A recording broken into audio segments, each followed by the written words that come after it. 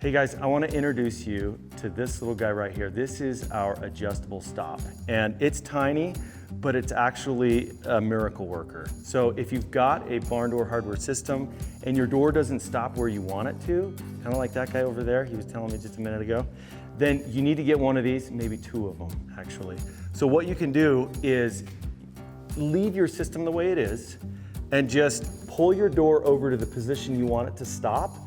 And then you just slide this little guy up underneath the track, just like that. And then you just twist it. Righty-tighty, lefty-loosey, you know the drill. And there it is. So that's going to stop the hanger. So you can see this really cool, funky hanger right here. The door would be below that, and this would slide right into that. There's a little rubber piece around it so that it's nice and quiet. And that's it. She's pretty.